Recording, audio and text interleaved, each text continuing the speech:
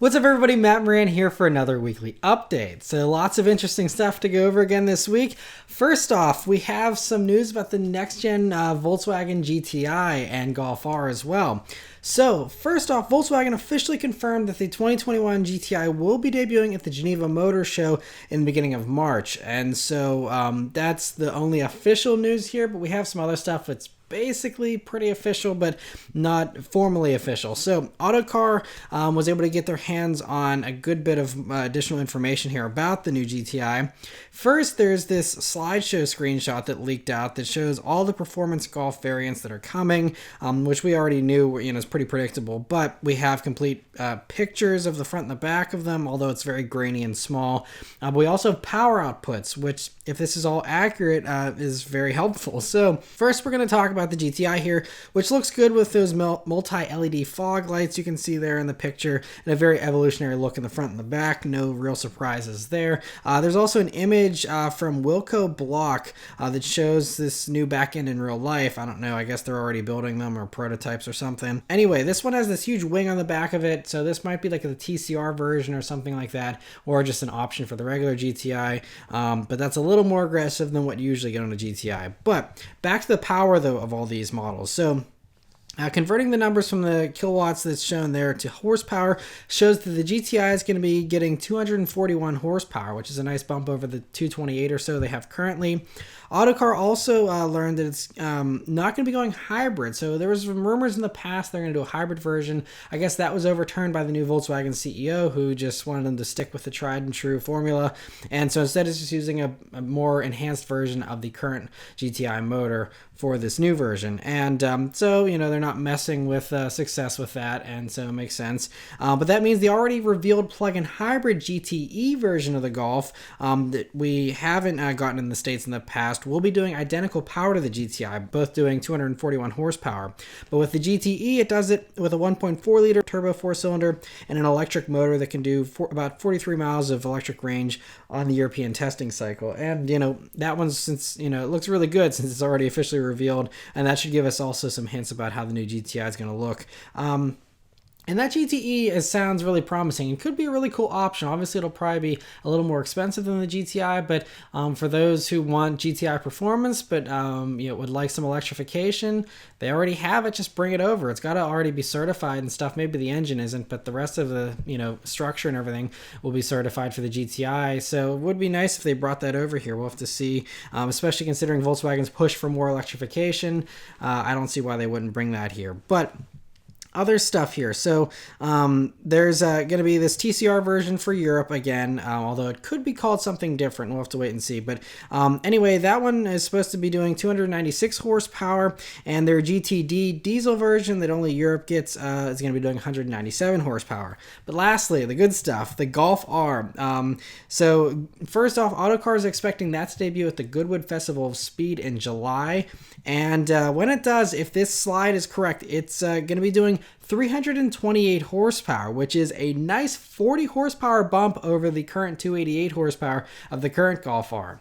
So that'll be a really nice improvement if that's the case, and should make the new Golf R very, very impressive.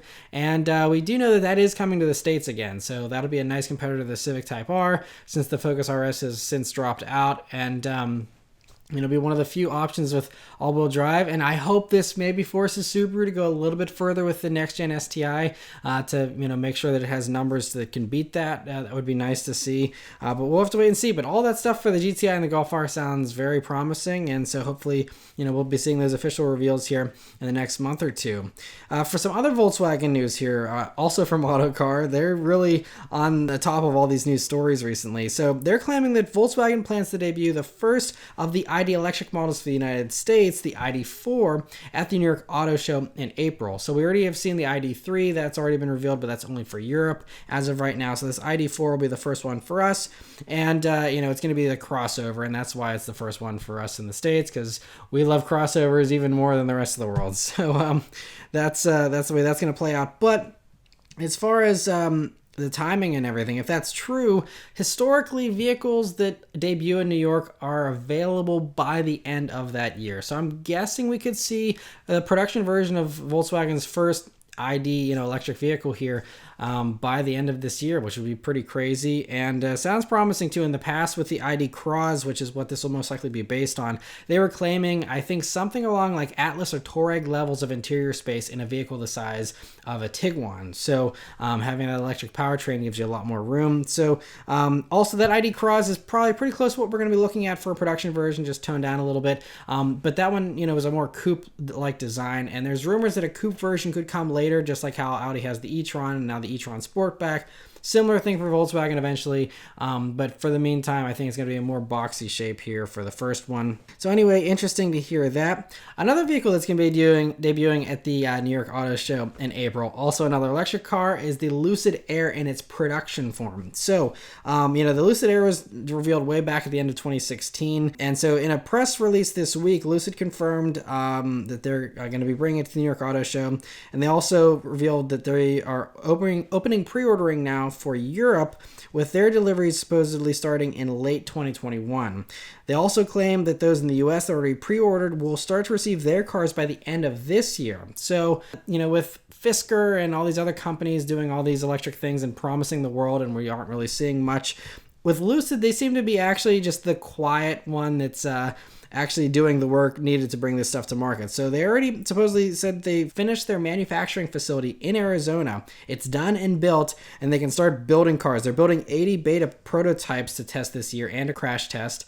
Once that's done, then they'll have normal production starting by the end of this year, which is awesome. And I'm excited for the Lucid Air because of all the new Tesla competitors. I think this one is the one that's most likely to really impress people, I think, and also make a dent in Tesla sales if they have a decent dealer and charging network and all that kind of stuff. But originally, back in 2016, their claims were for over 400 miles of range for the top version, 1,000 horsepower with all-wheel drive, 0 to 60 in under 2.5 seconds, and a top speed of 235 miles per hour that they got while they were testing this thing. And the cheapest version, it's not just some super high-end thing. The cheapest version would still do 395 horsepower, have rear-wheel drive, and a quoted range of 240 miles for a starting price of very reasonably $52,500.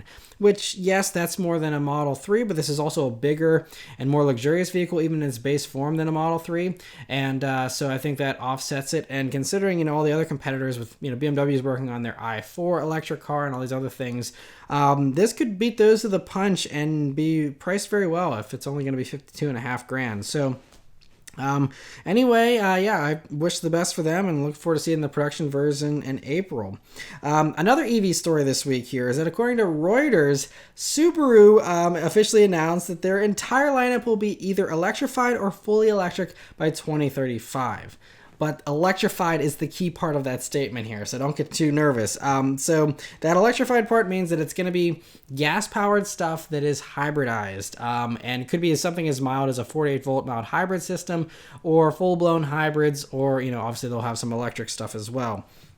But considering this is, 15 years away, this is a very unambitious target. Basically, there's several companies that are already having, most of their lineup being electrified and stuff. And so this is very unremarkable, which is kind of odd considering Subaru really likes to play up the whole, their love of nature and all that kind of stuff. For them to be, one of the last ones to really electrify things, and they're totally content just having gas-burning stuff for the next 15 years, is kind of interesting. I don't know when they're going to go fully electric. I know many other companies are planning on fully electric for their entire lineup by 2035. We know even Cadillac's going full EV in the 2030s.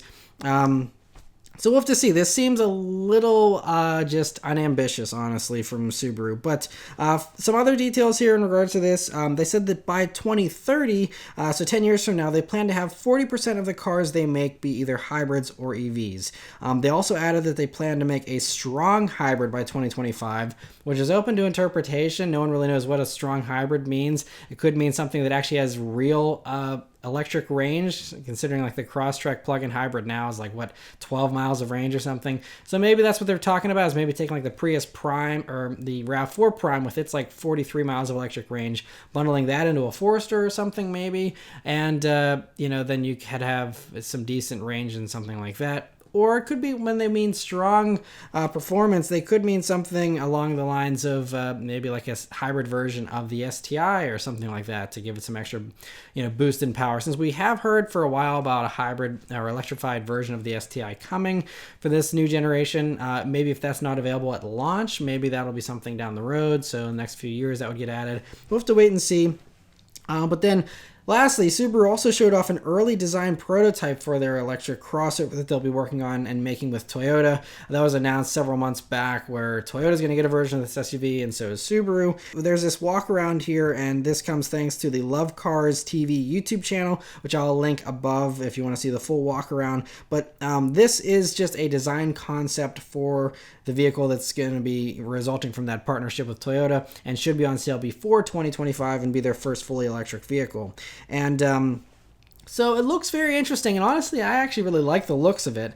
But like usual with any Subaru concept, do not get your hopes up, because they always water them down to the point of not even being recognizable from the concept. So, we'll have to see. Maybe they'll be a little bolder with their electric vehicle, but I would not hold my breath.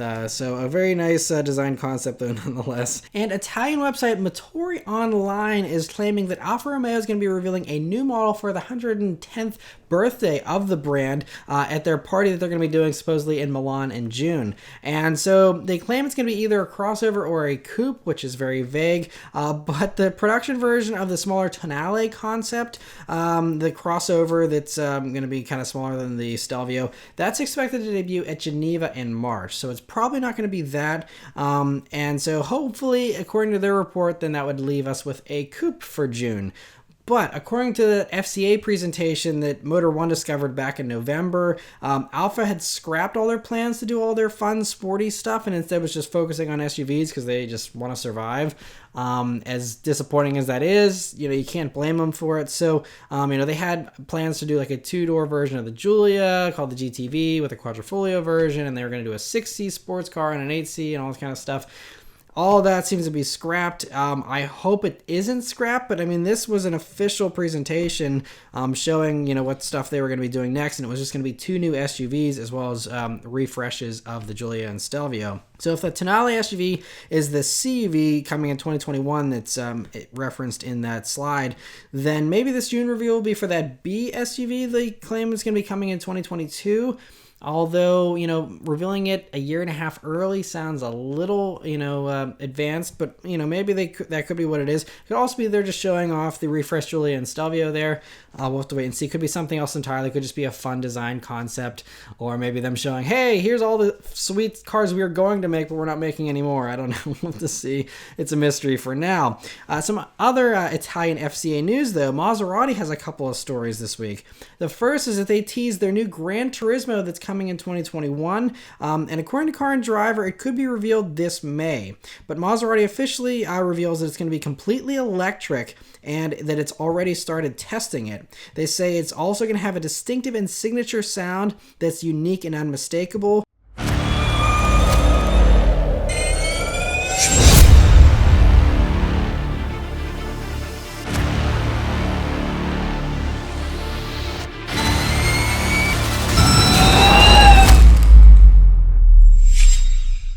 Not sure how that sound is going to be. Obviously you can pipe in stuff through the speakers, but, the real appeal of the old Maseratis was the sound that everyone else heard as you were pulling away with that glorious V8 that they had.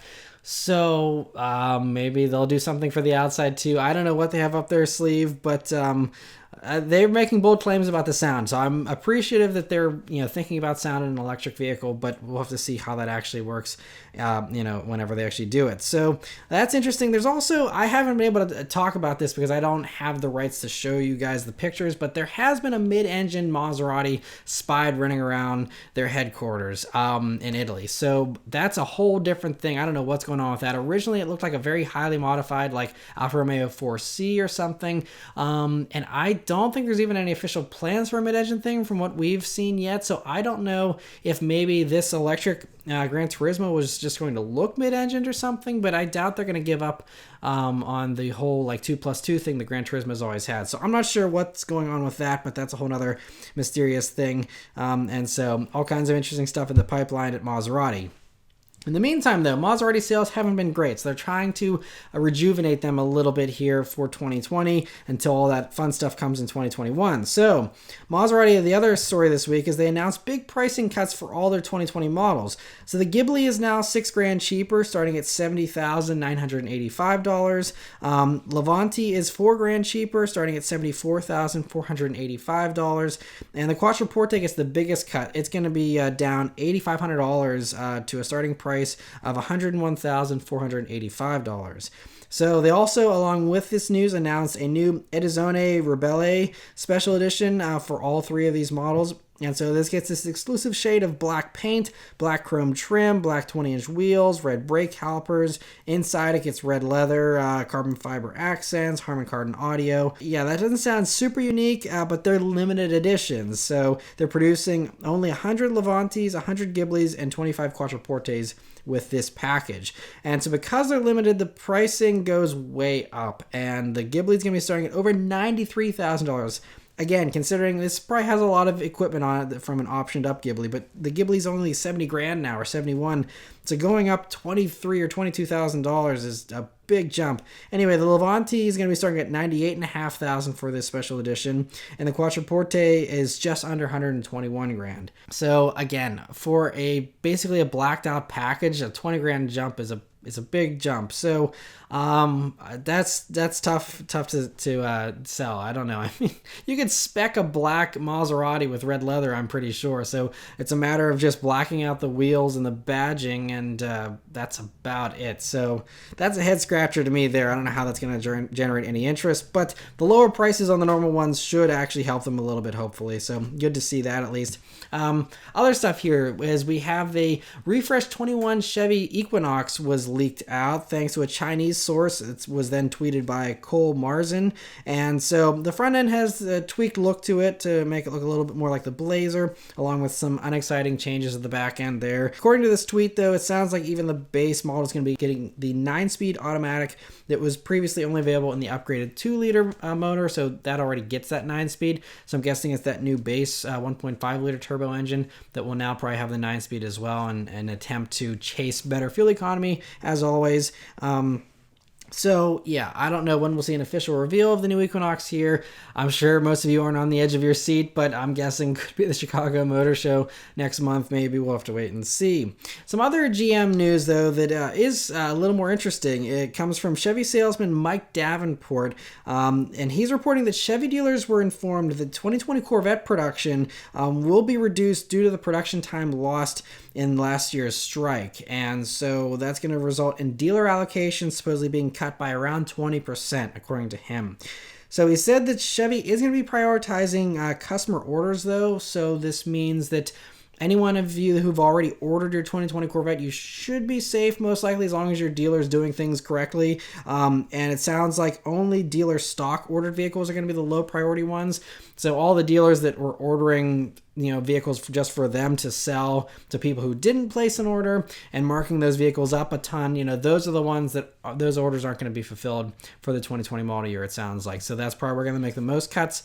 So that sounds good. It's good that Chevy's doing the right thing and prioritizing those customer orders. And so yeah, but this also means, the 2020 Corvettes have been sold out for a while now. But if you were wanting one and you haven't ordered one, you're definitely going to be out of luck now, because there's going to be very little, if any, dealer stock. So if you didn't order one already, you're going to be getting a 2021 model. Those start production in September 1st. And there's also rumors that a price hike could already be starting for the 2021 model year as well, especially given the high demand. So you might also be paying a little bit more. So if you missed the boat, you kind of missed the boat already. So if not, hopefully for those of you who are getting 2020s, you'll hopefully still be getting them hopefully around the same time. But if you want the full video with all the details on everything going on, he explains it well. I will link his video above there so you can check that out. But yes, that's it for all the news this week, guys. So let me know your thoughts on everything in the comments below. Thank you guys very much for watching, and I'll see you next week. Take care.